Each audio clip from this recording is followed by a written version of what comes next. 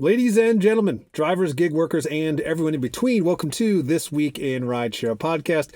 I'm your host, Jared Hoffa. It is Friday, June 12th, and this week, Uber caps AI spending. Uber also cuts jobs, and there's a wait list for robotaxis. Legal Rideshare breaks it down.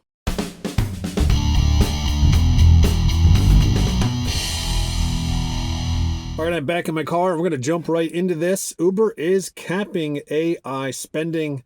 No shock there, considering what we talked about last week. And this is from Bloomberg.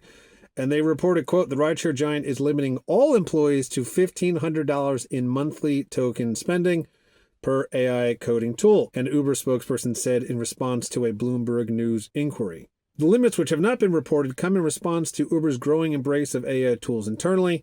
The CTO had said in April that the company has already maxed out its full year AI budget, something that we talked about on here.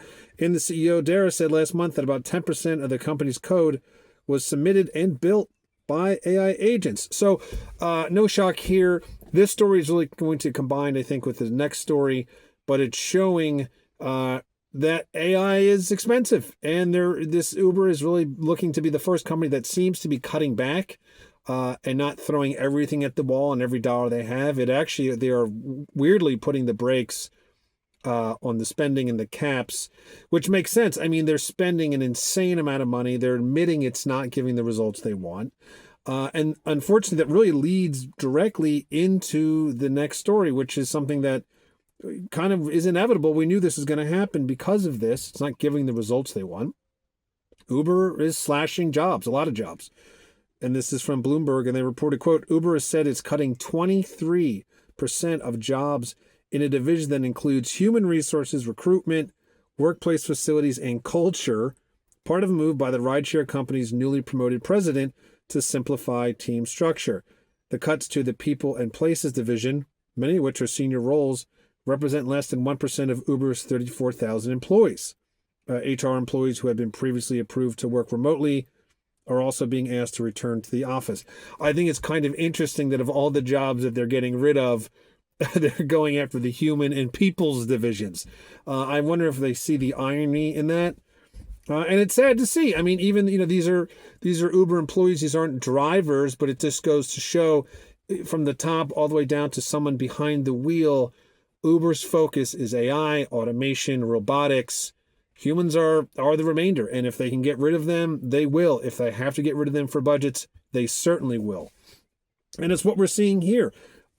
It's not going to get any better, and usually Uber is sort of the canary in the coal mine. You always see Uber do this stuff first, and then Lyft follows suit, or other tech companies. And so for Uber to do two things, cap the AI spending, but then also start shaving a lot of jobs, a lot of HR type division jobs.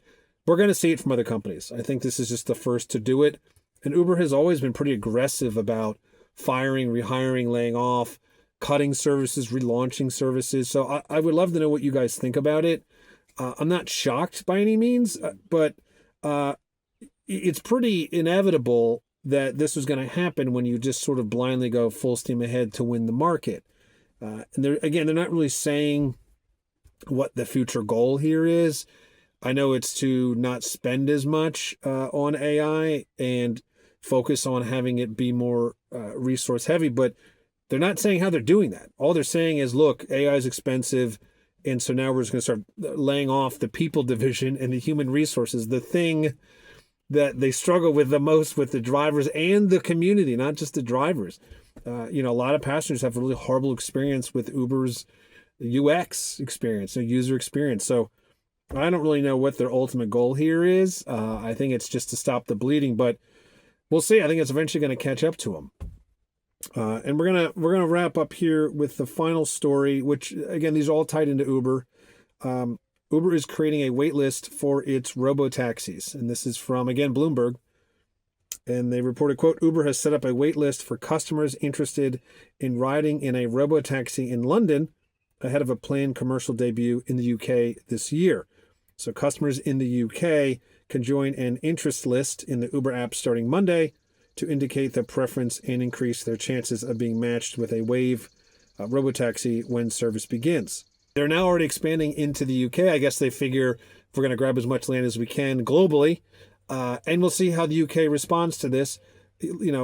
Locally here or nationally here, a lot of people first used Waymos and robotaxis as a novelty, but we're seeing they're using them as an actual mode of transportation. The UK is often a little different from us as far as rideshare, even rideshare regulations. So I'm curious how they're going to handle it in the UK. I think this is probably why Uber is creating this interest list, as they call it, to see what the demand is. Every place is different. Every country is different.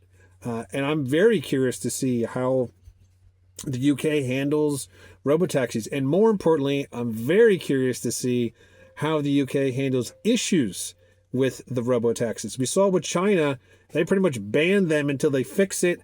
The US has been very lax on it. I think the UK will be somewhere in the middle. And we'd love to see it. Love to see what they do. And I'm sure, again, as I always say, time will tell in these stories. This is very new. And I'm sure we're going to get a lot more info soon. So that is the stories this week. As always, ladies and gents, drivers, passengers, and everyone in between, if you are in an accident, if you're injured, do not hesitate to contact Legal Rideshare. We are the first firm entirely dedicated to helping with Uber, Lyft, Waymo, and any sort of gig worker accidents and injuries. Consultations are always free, and you can reach us at legalrideshare.com. All of our info is there. You'll end up talking to me or Brian Greening, our lead head attorney, who's often on this podcast, but is not today as I'm doing a special in the car edition. So that is the end of this week in Rideshare. See you next week.